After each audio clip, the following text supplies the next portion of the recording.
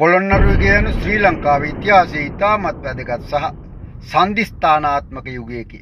අනුරාධපුර යුගයට පසු ලක්දිව ප්‍රධාන පාලනය වූ මෙය දේශපාලන, ආගමික සහ කලාත්මක යන අංශවලින් නව මාවතක් විවර කළ යුගයකි.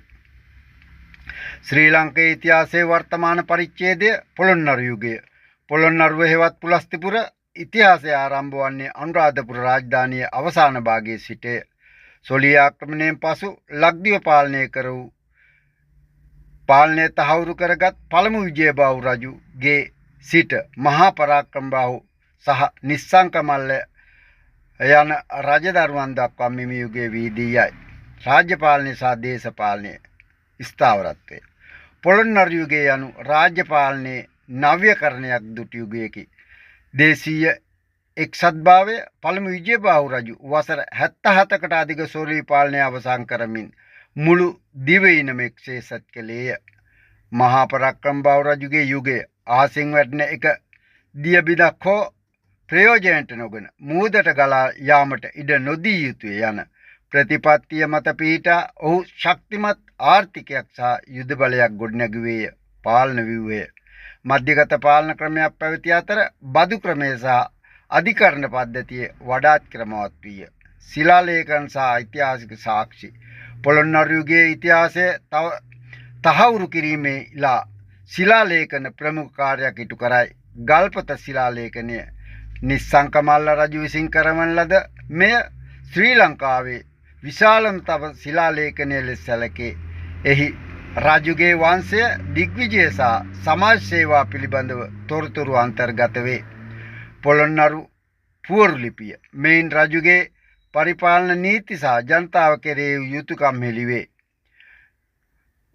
වේලායිකාල සන්නස අතීතයේ දළදා වහන්සේගේ රජු ආරක්ෂාව සම්බන්ධයෙන් වූ විදේශීය සම්බන්ධතා පිළිබඳ තොරතුරු මෙහි අන්තර්ගත වේ. ආගමික පුනරුදය පොළොන්නරු යුගය බෞද්ධ ශාසනයේ වැදගත් සන්ධිස්ථානයකි. ශාසන සංශෝධනය මහා පරාක්‍රමබාහු රජු විසින් අභයගිරි, ජේතවන සහ මහා විහාරය යන නිකායත්‍රය එක්සත් කර ශාසන සුද්ධියක් සිදු කරන ලදී.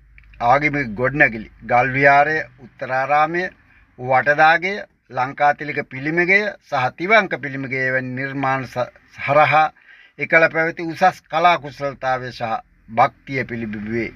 දළදා වහන්සේගේ ගෞරවය රාජ්‍යත්වයේ සංකේත ලෙස දළදා වහන්සේ සැලකූ අතර ඒ සඳහා අටදාගය සහ හැටදාගය වැනි මන්දිර ඉදිවිය.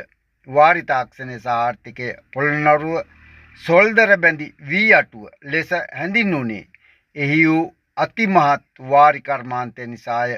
පරාක්‍රම සමුද්‍රය යනු ලොව මවිත කරවන වාරි ඉංජිනේරු ශිල්පයේ අග්‍රගණ්‍ය නිර්මාණයකි. මෙය කුසි කර්මාන්තය පමණක් නොව මුළු රාජධානියේ පැවැත්මට මූලික පදනම විය. ද ඉන්සයිට් වන අපගේ නිගමනය අනුව පොළොන්නරු යුගය යනු හුදෙක් ගොඩනැගිලි සහ නටබුන් වලට සීමා වූ කාලයක් නොව ශ්‍රී ලාංකේය අනන්‍යතාවය ලෝකයේ හැම ඔසවා තැබූ යුගයකි. ශක්තිමත් රාජ්‍ය පාලනය, ගල් මත ලියවුණු ඉතිහාසය සහ ආගමික සහජීවනය මෙම යුගයේ පෞරාණික වටිනකම තවදුරටත් තීව්‍ර කරයි.